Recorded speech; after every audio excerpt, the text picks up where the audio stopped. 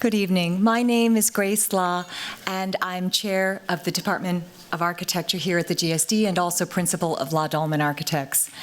A quick reminder that we have live captioning for our virtual and in-person audience available by clicking the close captioning icon at the bottom of the live stream window or through the QR code currently on the screen. Please visit the AV booth if you have any questions or need assistance. I also want to invite you to join us for the next 2-3 GSD public programs.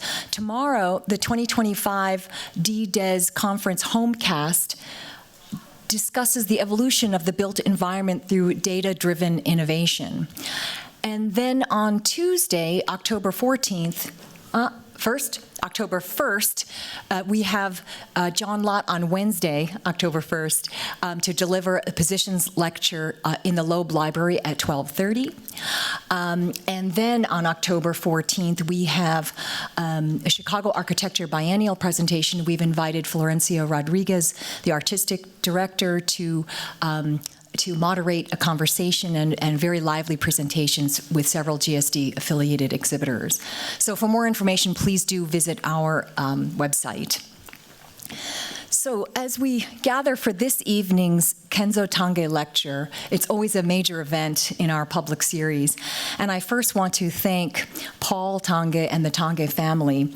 Their unwavering support enables our school to, over maybe the past 4 decades, to benefit from the world's most exciting practitioners in the field of architecture.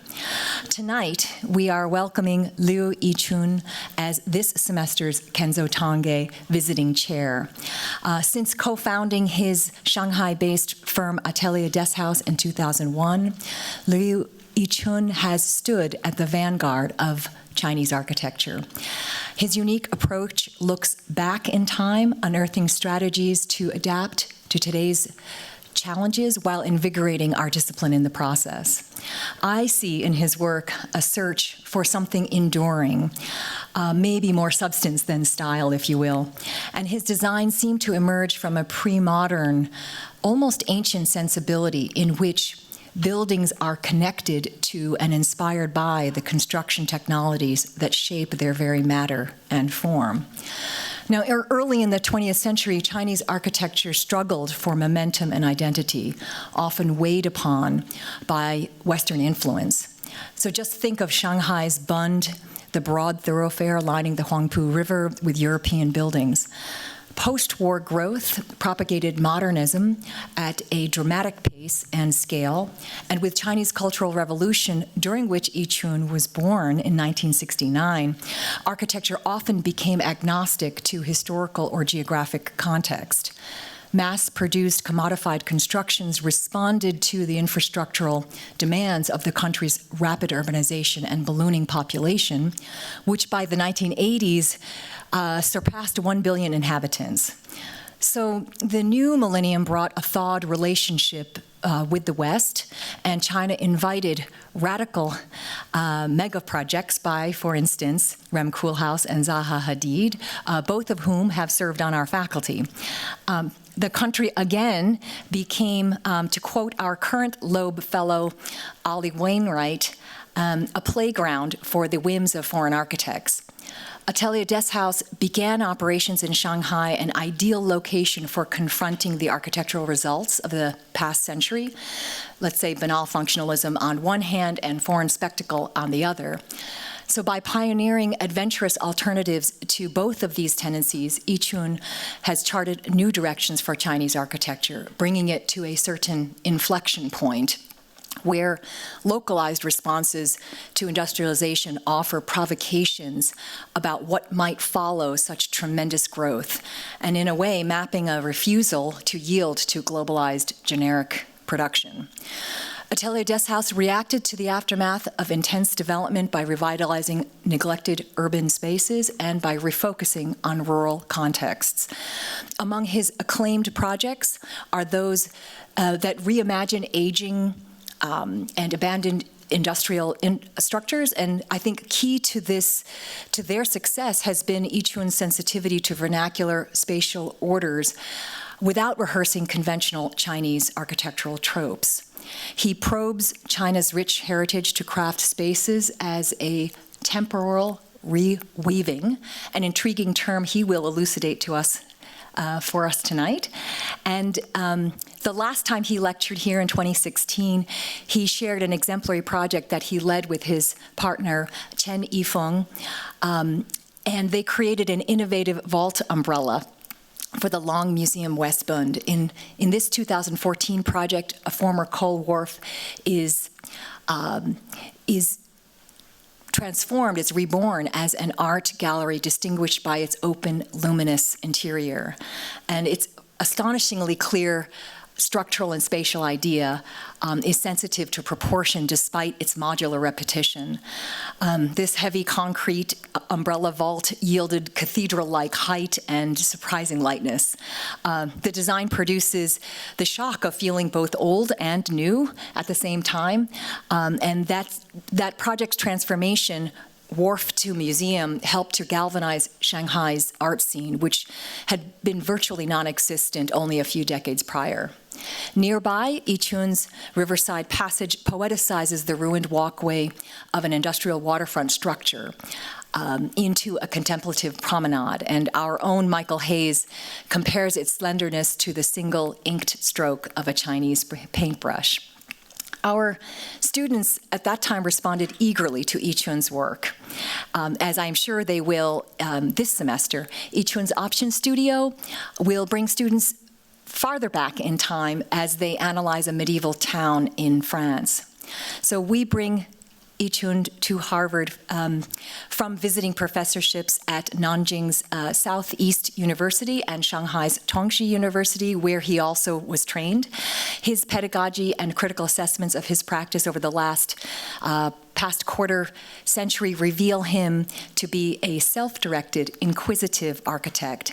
His designs conjure a meditative beauty from the play of material textures, shadows, and very finely articulated details, so that, in a way, programmatic functions resound with ambiance and atmosphere. Many of Yichun's projects also establish social and community centers, advancing the strong Chinese ethos of supporting public welfare. Atelier Deshaus has earned the Architecture China Award, the RIBA International Award for Excellence, and exhibits at the Museum of Modern Art and the Central Pompidou, among many other honors. And one final note, Yichun's practice integrates research, it prizes collaborations with artists, and welcomes very wide-ranging creative influences. This worldliness is embodied in the name of Atelier Deshaus itself, whose spelling derives from French and German, and whose pronunciation weaves in Chinese meanings. At a moment when Harvard is contending with the precarity of our highly valued international activities, Yichun models an affirmation of global intellectual exchange. His presence here celebrates the vitality of our discipline, and it is my very great joy to welcome him to our school. Please join me in welcoming Liu Yichun.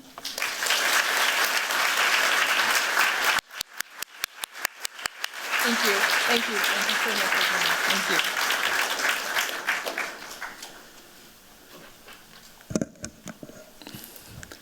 Thank you. Good evening, everyone.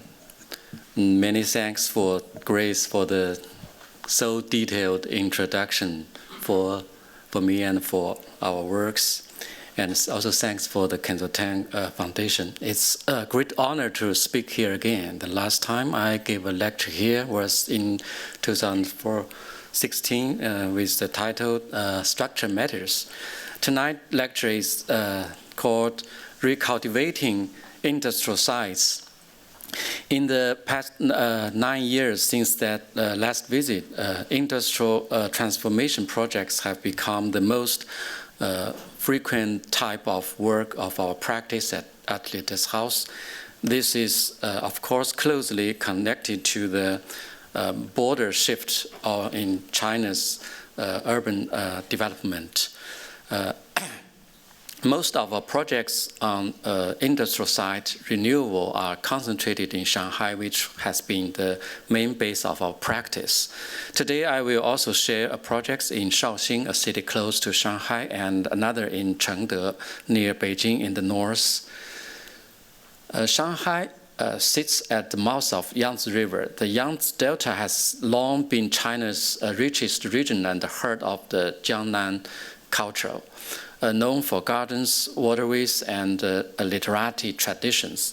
Cities like Suzhou and Hangzhou reflect this clearly, but Shanghai is a little bit different. It stands as a crossroad shaped by both Jiangnan culture and the West. Modern industry in China also began here. By the mid-20th century, Shanghai produced nearly a third of the nation's industrial output. Factories, shipyards, and warehouses line the Huangpu River, the city's main transport artery. By 2010, when Shanghai hosts the World Expo, most heavy industry has already moved out. The expo marked a shift towards urban renewal and the post-industrial period. It was at this time that our office began to work along the Huangpu River. In 2011, we designed the Long Museum West Bund. Later came the Shanghai Modern Art Museum, the 80,000-ton Solo Art Center in Pudong, and Riverside Passage in Yangpu. Each of these projects turned old industrial sites into new cultural spaces. This photo from 2008 shows the site of the Long Museum on the west side of the Huangpu River, later known as the West Bund. At that time, the riverfront was still packed with warehouses and docks. The name West Bund was partly inspired by London's South Bank, and its renewal followed a clear strategy, using culture to lead urban transformation, and the Long Museum became its first anchor. We started working on this Long Museum at the end of 2011. The site of the museum was originally a coal-uploading terminal built in 1929. The photo on the right shows the situation in 2011. When we began to design the project, most of the original dock facilities has already been demolished. In fact, in 2009, the site has already started construction for a tourist center program. 2 underground level completed, but the upper structure was never built. It just stopped because of the expo. On the site, the coal-uploading bridge built around 1956 was still preserved.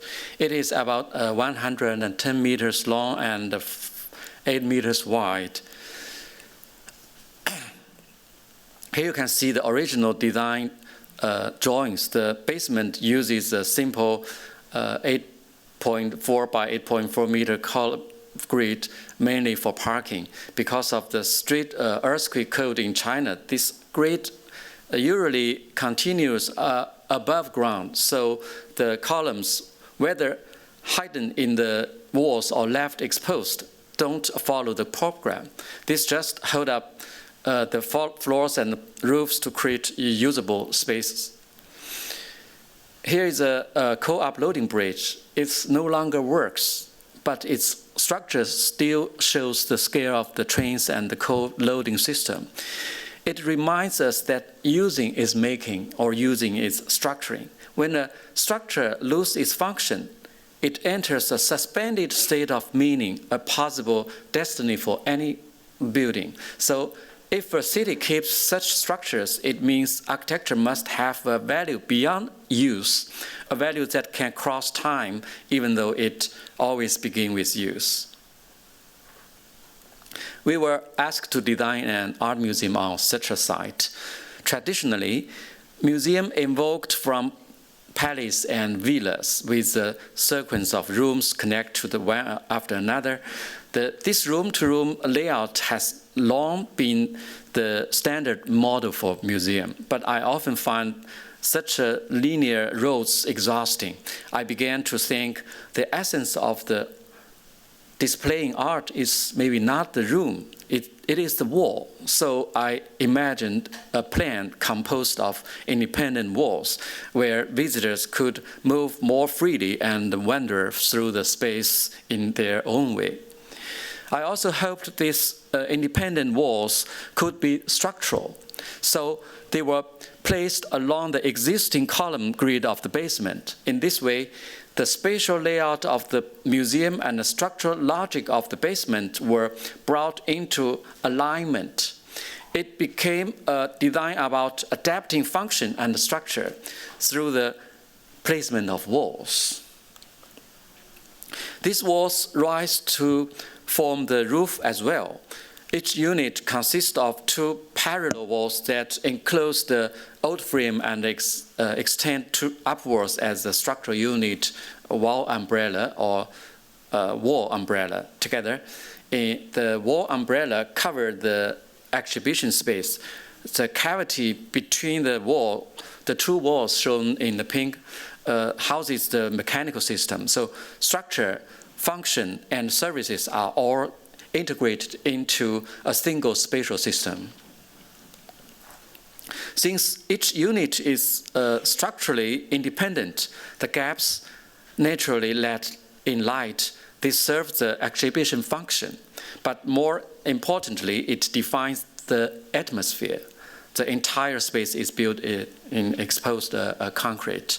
In this drawing, the red lines indicate the original structure, while the blue lines represent the new structure.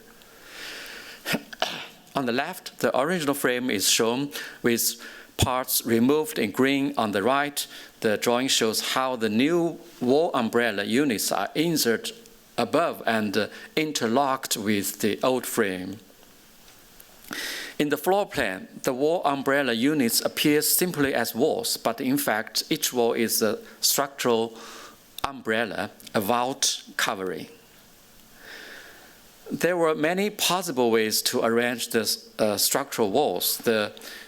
We finally combined symmetry, rotation, and diagonal shifts away, keeping spatial fluidity in mind. By bringing these intentions into one system, a kind of simplicity emerged, recalling the old coal funnel that still stand on the site. When we speak of covering as a tree or an umbrella, we are really invoking the human body, a metaphor rooted in bodily perception. From this view, Chinese wooden architecture and this concrete architecture are not so different. One summer, walking through the Jin Dynasty temple, I was immediately reminded of the newly complete Long Museum. When the lights are off, there is even a kind of ruin-like feeling here. Bird view of the building, you can see the river, the industrial remains, and the city. The new structure of the museum, along with the existing hopper uploading bridge, forms the public space leading from the city to the riverfront. You can see the passing ships on the river form a surreal backdrop to this public space. On the facade of the museum, we can clearly see the structural and the spatial composition of the architecture. Between the wall umbrella structures, a translucent facade system is formed by expanded aluminum mesh and silk-printed glass. This is the main gallery on the first basement level. This is the ground floor exhibition hall. It has held many kinds of exhibitions over the years. Each exhibition feels as if it were tailor-made. They all respond to the space in their own ways, so each one becomes unique. Even though the space is strong and always the same, people still can remember almost every exhibition that has happened here. These photos shows the activities of the people inside and outside the building. It has become one of the most important art and cultural spaces of Shanghai. And this is a Shanghai Modern Art Museum at East Bund. It's also along the Huangpu River. It has a museum and an additional walkway. The site was once part of the Laobaidu Wharf. It's established in 1808 and later one of the Shanghai's main coal ports since 1949. After 2008, it fell into disuse, and by the time we were invited in 2015, the coal silos were slated for demolition. As the Pudong government developer East Bund Group planned to replace them with a private gallery, which considered the silo unusable for art. In these two photos, you can see that the roof had already been removed, and some of the coal hoppers had also been partially demolished. Because of the Long Museum's success, the East Bund Group invited us to reconsider the project together to see if the program could be realized while preserving more of the existing structure, and to persuade the gallery to embrace this approach. Our first proposal was to stage an exhibition inside the coal silos ruins. That same year, Shanghai launched its first urban space art season, introducing urban regeneration as a strategic goal. As part of it, I curated this exhibition called Reloading, an exhibition on industrial transformation that include future proposals for this very building. For that exhibition, we built two small galleries of plywood and gypsum board inside the ruins, while the space beneath the hoppers or between the hoppers became a multimedia gallery. This showed the gallery that the coal silos were not only usable but offered a distinctive exhibition space, paving the way for our renovation proposal to proceed smoothly. While curating that exhibition, I experienced the unique sense of the time in a ruin-like space, and the joy of seeing an abandoned structure come back to life. In today's building, structure is often hidden by systems and finishes, but in a ruin, structure appears. Raw and clear column, walls, and beams regain their presence. More importantly, what just like Arlos Legal called edge value begins to surface, a sense of time embodied in the structure itself. This led me to think more deeply about how structure and time are connected. In the new design, we used a large roof truss placed on the top of the original columns. From it, new spaces are hung up and cantilevered around the edges. This allowed us to add new exhibition space without cutting into the old structure and without building new foundations on the Riverside Wharf. It saved both time and cost. This structural model shows how we carefully balance the relationship between new and old structure. The white color is the new structure, the dark color is the old structure. They form a new whole, but each still keeps its own clarify and integrity. During construction, watching the new structure wrapped around the old one just remind me of Crystal and Jean Krau's artwork, wrapped trees in that corner. In the image on the right, the red part shows the original structure and the blue part shows the new structure attached to it. The new parts represent the original structure, surrounded on all sides by newly suspended exhibition space. At the center of the floor plan is the open-up coal silo, now turned into a unique exhibition space. This is on the ground floor, the coal hopper above form a special central hall beneath them. The hall can host a variety of events. On the second floor, the space between the coal hoppers also serves as a special exhibition gallery. This is the interior view of the exhibition space inside the coal silos. This is a large exhibition hall on the top floor. It can be directly reached from the ground floor via the original straight-run outdoor stair. The horizontal lines on the facade echo the flowing character of the Huangpu River.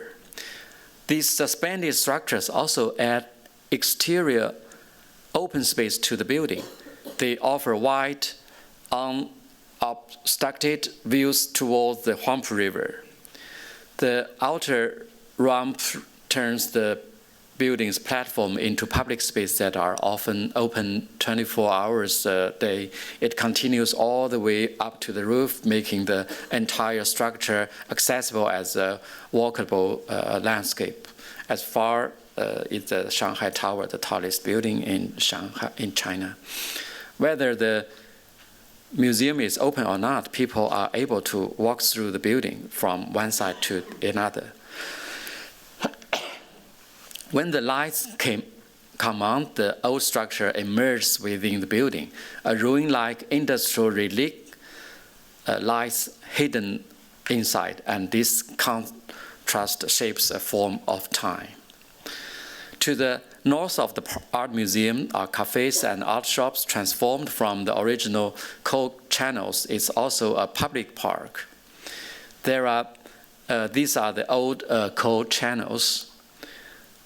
We attached a light steel structure to the old frame, both highlighting its presence and forming a new whole. Instead of the usual perpendicular secondary beams, which felt too rational and timeless, we use string beams running parallel to the old frame. The result seems to floating in the air, while emphasizing and distinguishing the existing beams. The glass boxes suspended from the old steel string beams are flexible retail spaces. The new structures seem to be just suspended here. The existing system seems just like it right here as natural. On the rooftop is the elevated walkway. A newly built architecture seems like it has been here for a long time. It is not only a part of an art museum, but rather a part of the city. This is also a renovation project on the east side of the Huangpu River. It is known as the 80,000-ton silos for the grain storage, which was the largest one in Asia. It is also called the Yichun Wharf. This is the picture before renewal.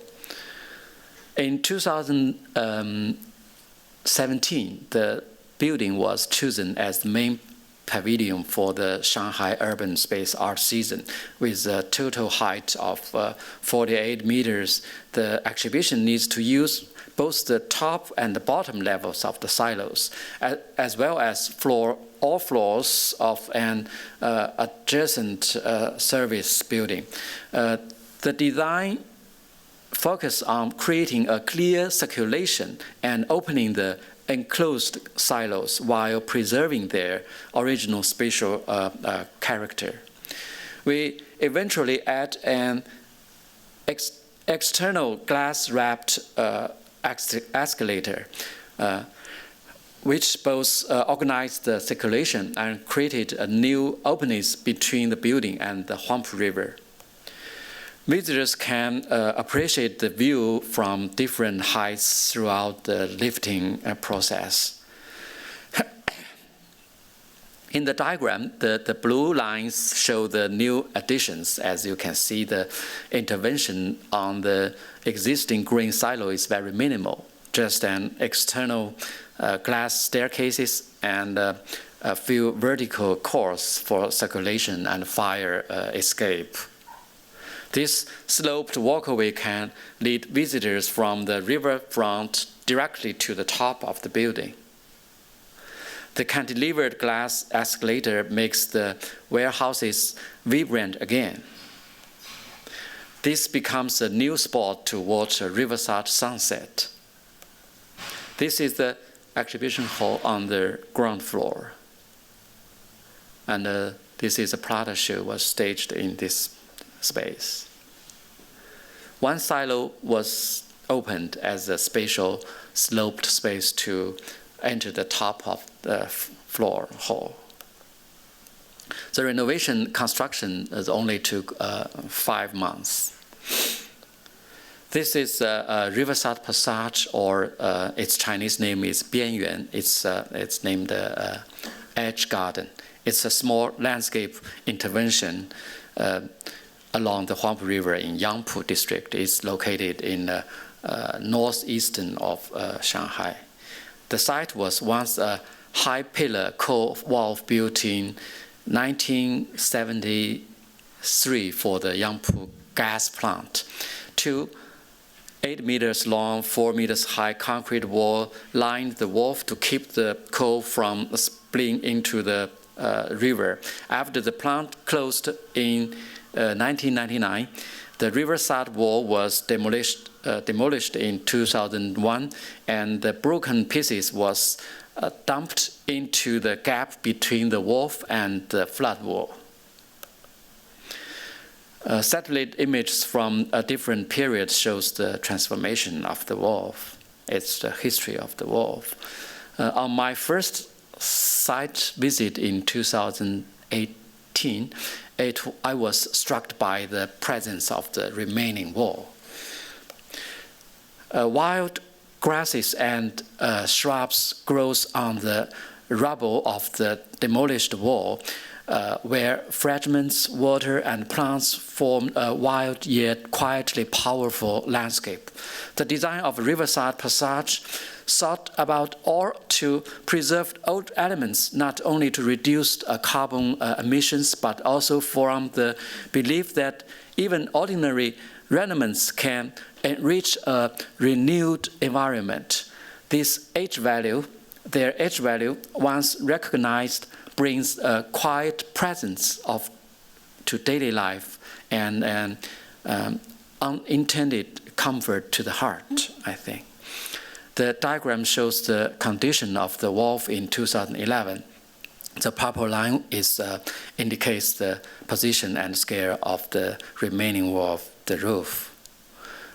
In this diagram, you can see that we made a small cut in the remaining wall. This cut allows us to attach a single weight steel structure and add a row of openings that connected both sides of the wall.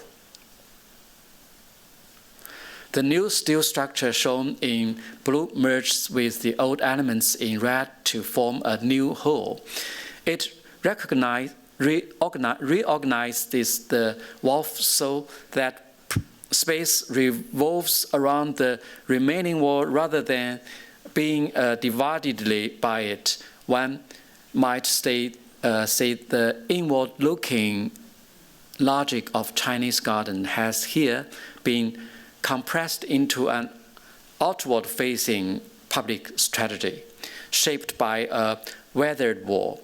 On the original ground, a polished court-like surface subtly invited activities such as a rolling skate.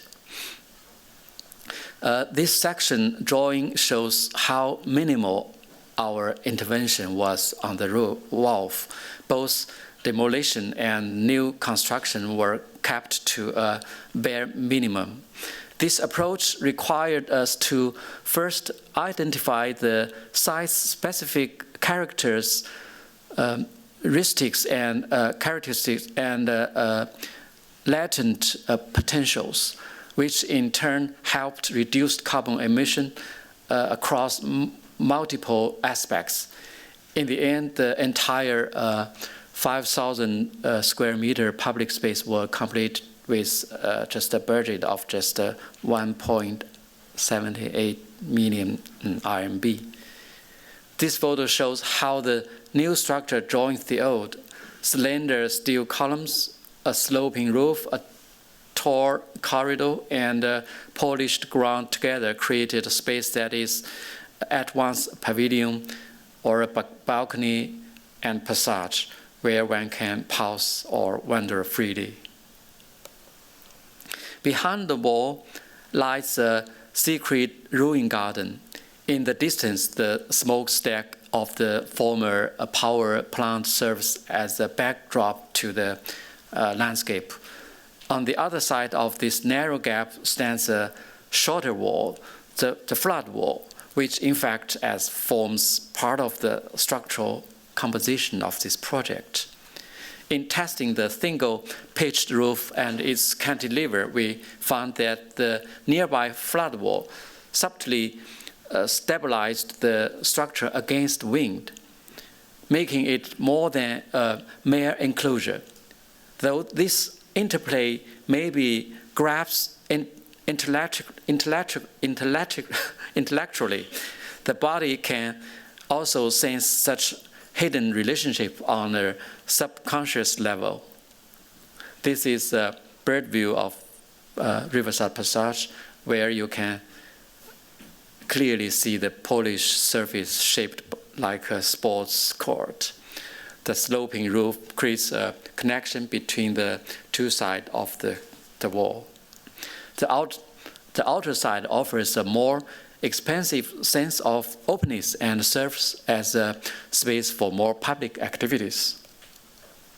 The inner side, by contrast, invokes a spatial quality more akin to that of traditional Chinese garden. Yet it is a ruined garden deeply rooted in the industrial history of the metropolis. These broken remains were deliberately preserved and made legible in the garden. This old concrete wall, still standing with its weathered surface, gives a strong sense of atmosphere. The broken pieces left by the river, washed by the tides, strangely recall the scholar's stone of Suzhou. This made me think of Walt Benjamin's idea of aura. Though I'm not sure, is it the cultural link that creates aura, or the aura that makes us feel the link? What matters is that this atmosphere lets sense the cross of time. This is a ruined garden shaped by time. This is another transformation project of a former intake facility in a historic water town. Not just the buildings, but the entire island, once closed to the public, that has been transformed into a shared public space. This is a typical Jiangnan water town landscape. The small island in Jianhu Lake, once closed to the public, serves as a water intake for the Keqiao water town. Built in 1992, the intake facility once had 6 structures, including a pump house, a substation, office, dormitory, and 2 docks. After it was abandoned in 2001, the site was renewed in 2022, with the buildings transformed into a bookstore, a cafe, exhibition hall, and pavilion. The intake pavilion now also functions as a boat dock, and the whole island has become a public park. These existing buildings are typical of China's 1980s to 1990s tiled architecture, some with postmodern style gables.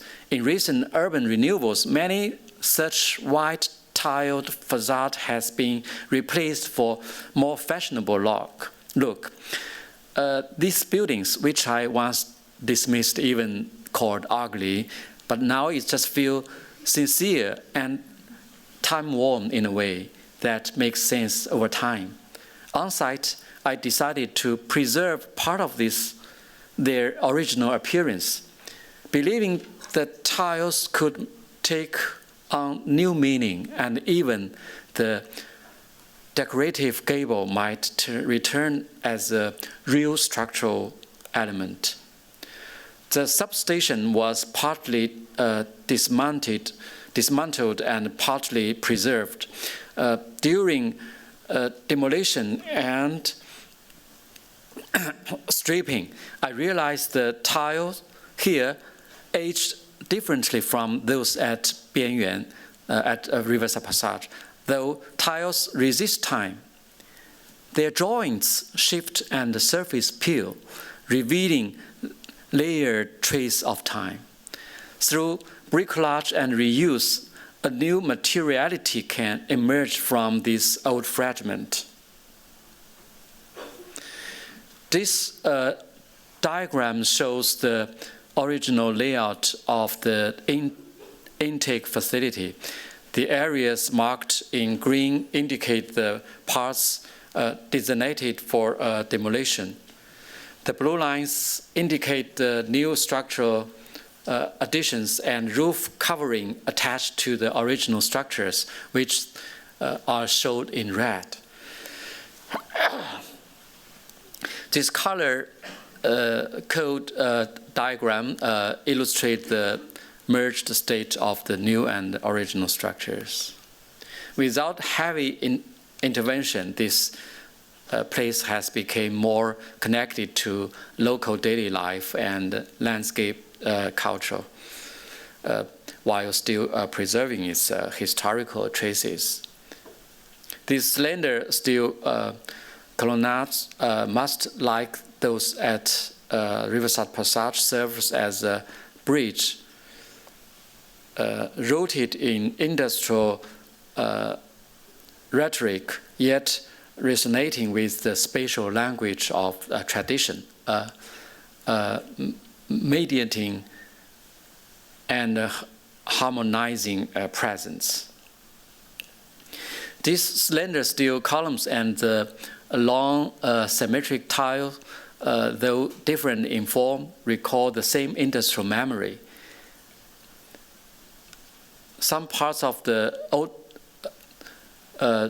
tiles facade were patched while with new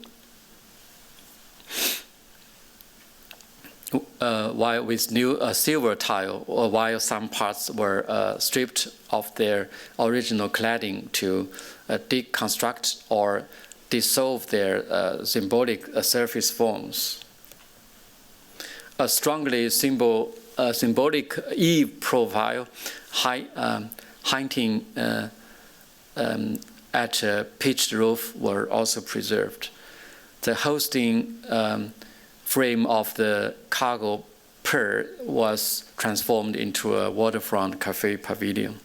The pavilion sits across the water, facing the traditional riverfront dwellings.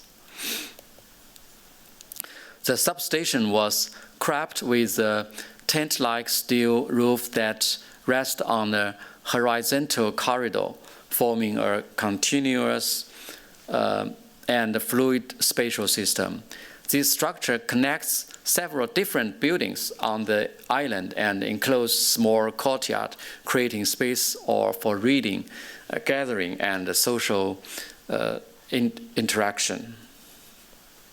The curved form of the roof invokes a certain association with the traditional architecture, yet its construction logic is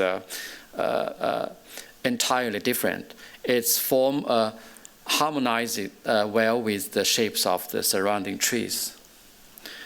The old roof lands precisely at the point of tip of the symbolic gable of the former substation. This is the original interior of the pump house, where old pumps and new bookshelves now share the same space. The corridor serves as an extension of the bookstore while also becoming an integral part of the island park's spatial experience. The pavilion was built on the original intake facilities structure, including the bridge linked the island. The old steel pipes now support the bridge, which serves as a pier for the visitors arriving by boat. Looking toward the riverside dwelling of the water town from the viewing pavilion on the wharf. The former municipal water intake island on Jianhu Lake now seems to have acquired a sense of historicity. The final project I share today is the upper cloister at Jinshanling, which means Golden Ridge. The site carries a particularly complex history. It is marked both by the ancient presence of the Great Wall and by the trace of a modern label.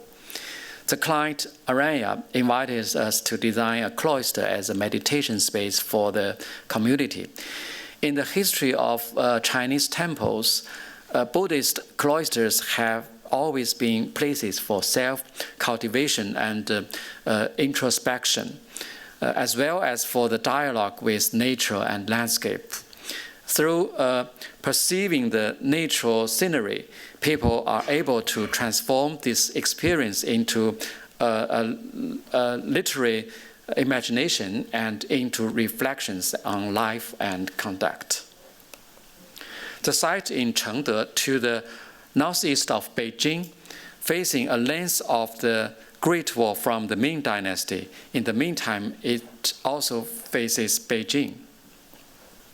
This spatial location also reminds me of the Foguang Temple from Tang Dynasty on Wutai Mountain in Shanxi Province in the north of China. As it faces the valley, it is also facing the remote capital of at that time, Chang'an City. This is not a coincidence, but intentional. Today, the site is best known for its Tang Dynasty timber hall adopt platform. But what truly moves visitors is the way it opens towards the valley and catches the glow of sunset. Its spatial sequence, courtyard below, terrace in the middle, and main hall above, is entirely composed to lead toward that final moment of reaching the high platform and witnessing the glow, like a glimpse of Buddhist light. The Aranya project site was jointly selected on location with the client. Considering both orientation and setting, we chose a former walking ground in the mountains, marked in red above, once used for illegal coal mining and hillside terracing for fruit trees. Now abandoned, the land has returned to a wild, untouched state. The building occupies the scattered hillside left by coal mining, serves as an architectural act of repair. This is a bird view. After its completion, we can clearly see its spatial composition includes three parts: a square cloister on the upper level, a terraced building following the slope, and a square hall with a skylight. The design drawings inspiration from the spatial sequence of Foguang Temple I just showed, from the courtyard, a gathering and inward space, to the terrace where the body engages more closely with the slope, and finally to the main hall, a purpose for formal space that opens suddenly to a distant view. This composition adapts to the valley's terrain while establishing a rhythm of compression and release in the experience of landscape. Unlike foreground temple's upward procession, the upper cloister unfolds from top to the bottom, defined by the point of arrival from above.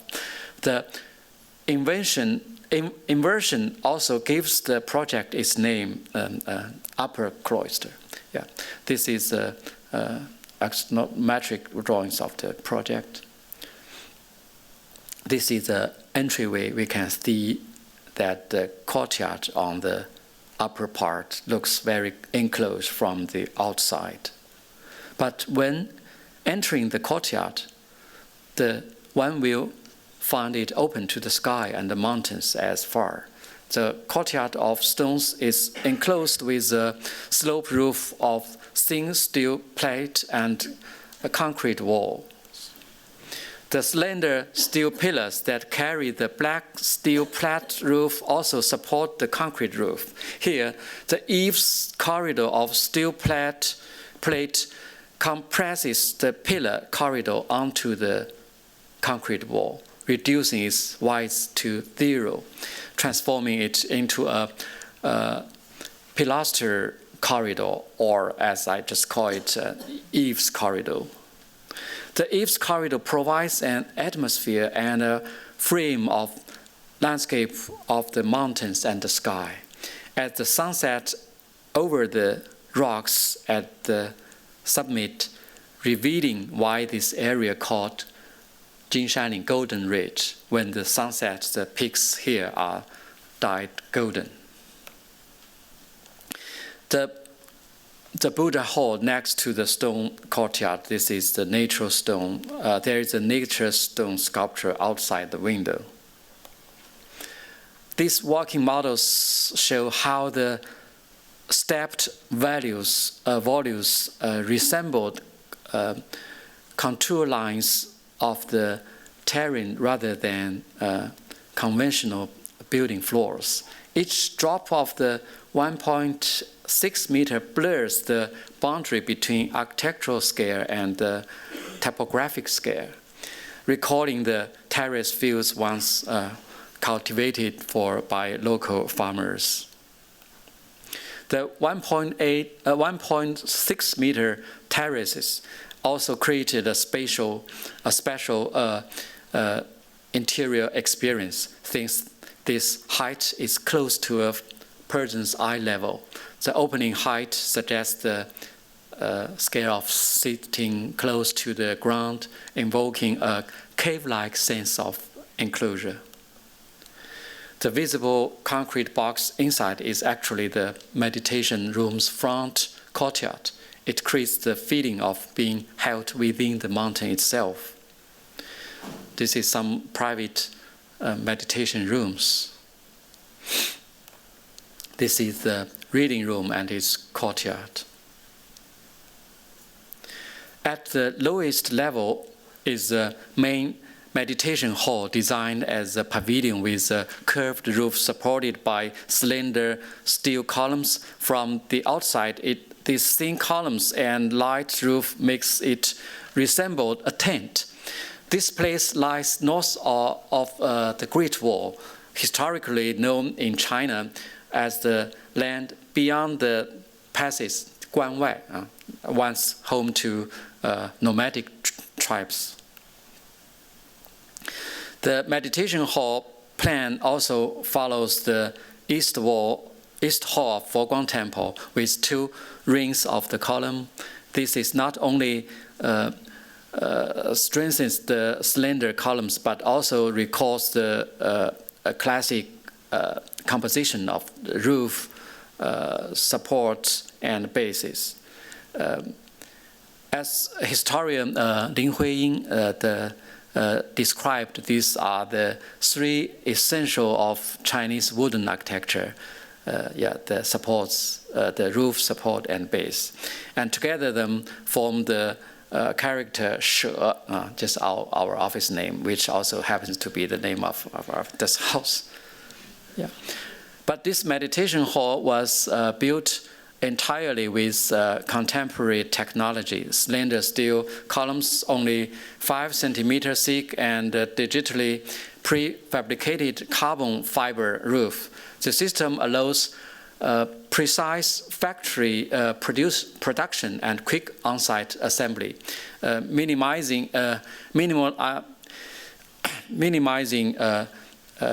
disturbance to the mountain environment. The roof is divided into load-bearing groups of honeycomb sandwich panels. The CNC robotics can accurately process each of the honeycomb curved PU form. It is wrapped with carbon fiber to become a sandwich structure, prefabricated and reassembled in the factory. The carbon fiber roof, finished on-site with paint, shares the same surface texture as the steel column, so people cannot tell what material it is made of, just like a tent quietly hidden in the valley. But when a slight snowfall arrived, the honeycomb structure of the roof suddenly appeared, unexpected, revealing its structurescape. This cliffside pavilion in China also has a special character as a type of building corresponding to it, which called yan. 这个不念广，念yan. This is a view from within the main meditation hall towards the valley and the Great Wall. The Buddha statue and the landscape behind create a silent atmosphere. It seems all the arrangement is just for this moment, just like the sunset moment on the terrace of Foguang Temple. Seen from below the concrete, the stone walls, and natural cliffs, the architectural materials are decomposition of the colors and elements of the natural stones. Then the architectural merged into the topography. Halfway up the mountain, the trace of a small coal mine remain, and a fragment of mining past encraped into the landscape. On the site of the coal mine, we preserved one of the shops and add a small bell pavilion and a wash stand, turning it into a distinctive landscape feature. The landscape in snowing weather. Winters at Jinshanling are long, but more often the valley is viewed in clouds and mist. I named this meditation hall, it's a hall of rising clouds. The painting on the right, 秦峦萧寺图, shows how architecture gives presence to humans and temporality to nature. In the valley, the upper cloister creates a similar dialogue with the Great Wall and the landscape. The upper cloister, the Great Wall, the mountains, and even the fragment of a small coal mine together compose the constructed shape of time. To end, this short film offers a brief look into the 4 riverside projects in Shanghai I've just shared, captured their landscape and how they are used in daily life.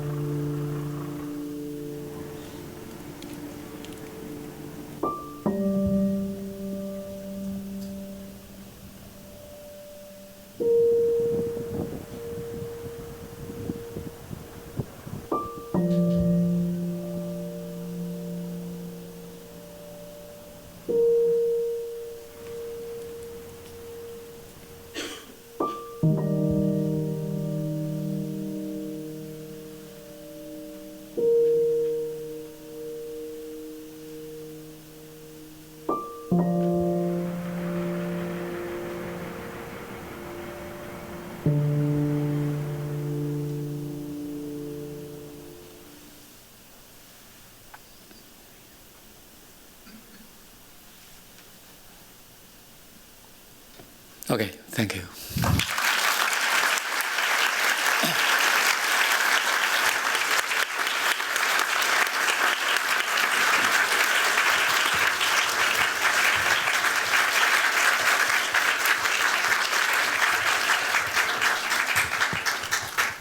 Yichun, will you take some questions from our audience? Yeah. Oh, so many immediately.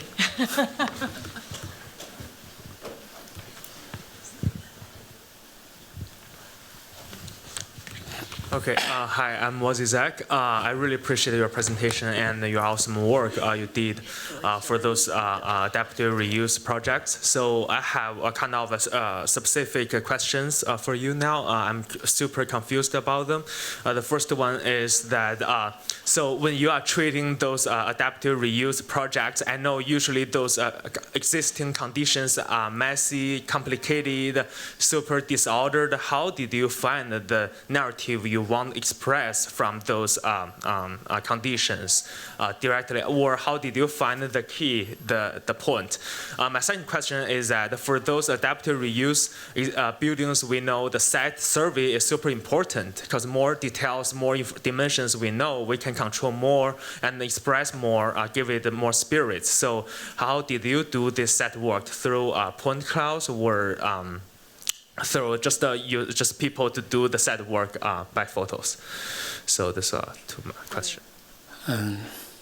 这两个问题都比较就是抽象，就是就 questions are kind of abstracts. 第一个问题，它就是感觉就到了现场之后，就 watching 就是 observing、collecting。因为我正好我这次带 Option Studio 那个第一个就是对现场进行调研，先是远程的，再是到现场去，就是要怎么去观察和收集情报，就这个观察力。但最终就是说，如果在现场到底你看到了什么，那其实取决于你自己的自身的感觉 perception， 就是你对什么东西感兴趣，或者你更能够去感知到什么东西啊。也就是说，作为一个建筑师到一个现场去，我就感觉就是说，你需要把全身的所有的毛孔全部打开，就是好像你会突然站在那里，发现哦，风是从后面吹过来的，然后那边有一个什么东西，然后这个地上好像有点不平，就是它需要你调动全身的感觉去感知到那个现场的内容，但这种感知可能跟你的知识背景、跟你的这个平时所关心的东西是密切相关的。第二个问题就是，当你发现了现场的很多你感兴趣的内容，或者你觉得重要的或者有潜力的东西之后，它究竟怎样能够进入到你的设计里面去？这个我觉得需要，这个当然也是跟你一直以来的可能工作的习惯或者是方法肯定是相关的。另外，当然在这个里面，我觉得对我来说有一个比较重要的，就是说我希望能够观察到这个现场常常被人们所忽视的普通的就是价值的东西啊。然后我会倾向于用一种能够把它组织到我的新的建筑里面的一部分的这样一种方式，结构化的或者是构造化的方式，去让他们旧的东西能够成为新的设计的一部分。Thank you, thank you. Although the second question is not what I asked. The second question is what technique you usually use for collecting those dimensions for those existing conditions, like point clouds, or just like your colleagues to do some site survey, something like that, to measure the dimensions, the wall height or something. How? Yeah, it's super specific. 就是 Can I use Chinese? OK. 就是因为我知道是做，sorry, I just want to ask specifically. So. 第二个问题是说，如果现场越多的信息我们知道的越可控，很多现场的已有的可以用那些现有的这些场地的情况，那我们用的是一些具体是什么手段去获取这些信息呢？是让我们的同事去做场地调研、去手绘测量，还是说用 Point Cloud 三维建模或者是无人机就是扫描的一些具体的技术呢？肯定是。各种技术都有，但是会有一个方法。我这次其实特别想带给我们 studio 的，就叫 K 解法。一个日本的人类学家，他到一个现场去，他去分析现场的那些不同的来自不同的类型的不同的物体，它会通过这样一种方法去进行分类，然后把它们从现场的现象里面去找到它们的规律，然后变成一个可以被观察和提取的一个信息。Let's open it up to others too. There are a couple hundred people in this room. Let's open the questions to others. Please. Thank you for your beautiful lecture. I'm Andy Summers, one of the Loeb Fellows for this year. My question is to do with tax, which is very wonderful. But there's obviously many beautiful, wonderful, amazing post-industrial buildings across the world. And in the United Kingdom, there's a 20% tax levied towards the reuse of existing buildings, which basically makes it unviable to refurbish them, and then many of them are just demolished or set on fire. And I was just wondering, in China, what is the tax system in relation to reusing existing buildings? Because it looks like it's maybe perhaps more viable than some other parts of the world. And then my second part of the question is, what is the kind of general response from the general public to the reuse of existing buildings, and do they appreciate these existing structures being reused? 没有。现在我觉得就是中国的社会已经大部分都普遍认识到，就是对于资源再利用、对于资源的循环利用是重要的。然后我觉得这不仅仅是一个经济上的一种考量，我觉得同时或者是生态上的考量，它其实也是一个人们的情感上的一个考量。也就是说，对于保留更多的既有的旧的东西，特别是那些普通的东西，我觉得对于大多数的老百姓来说，就是普通人来说，他们会特别的觉得高兴，就是说他会觉得跟他相关的东西被珍惜了。那么这是对他们的一种认可啊，一种关怀。就是越是普通的东西被尊重，越是能够受到更多的人的感同身受。就是 Michael Hayes 教授说您的 work， 您的作品就是用了中国的文字，中国文字 ，cause for my 中国文字它本身就是有一种很象形的表达，然后我想问的就是，您觉得对于您的作品来说，您是否觉得您的作品有一种象征性的意味，就是比建筑本身要更抽象一层的意义，以及您在其他的作品里是否有任何象征性的这种work。Sorry, very bad translation. I'm sorry. OK，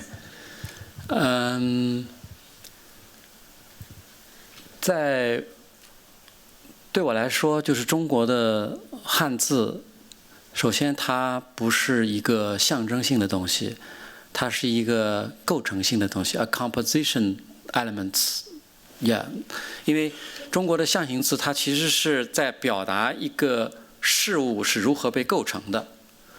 所以，就中国的文字跟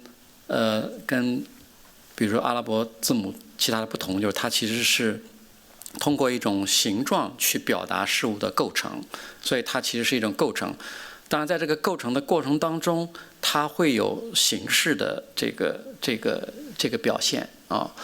然后我对它的兴趣当然是出于一种文化上的一种文化理解上的一种兴趣，它不是一个好像我做一个建筑就是一定要像一个舍或者像一个屋顶的房子这样。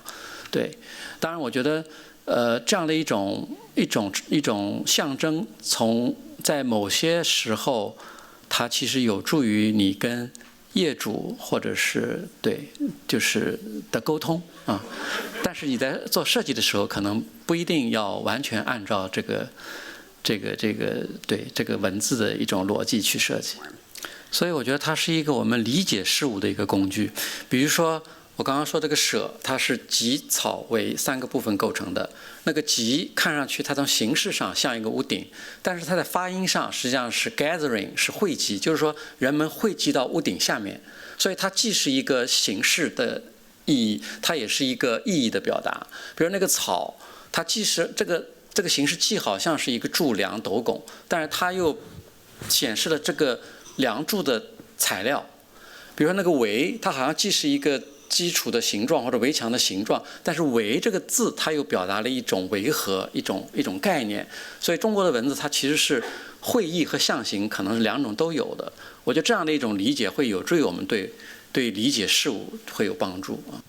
I think we have time for one more. Anna Maria? Thank you. Thank you so much for the beautiful lecture. I learned a lot. You mentioned several times the word ruin to describe these industrial ruins. And I think the great success of these buildings is that these ruins are here not fetishized, but really activated by your work. I was wondering if you could share how you developed your approach towards the ruin. The ruin connects us to the past. Were you aware of these ruins growing up? How did your thinking about ruins sort of to take shape? 废墟是我在做这些工业改造的项目当中逐渐意识到的一个非常重要的一个概念。当然它现在也变成了我博士论文的1/4哈，就是它是可以有多种理解，就如果要说的话就非常非常多了。但是总体第一个，它在建筑学里面是浪漫主义的一个重要的一个开端，啊，也是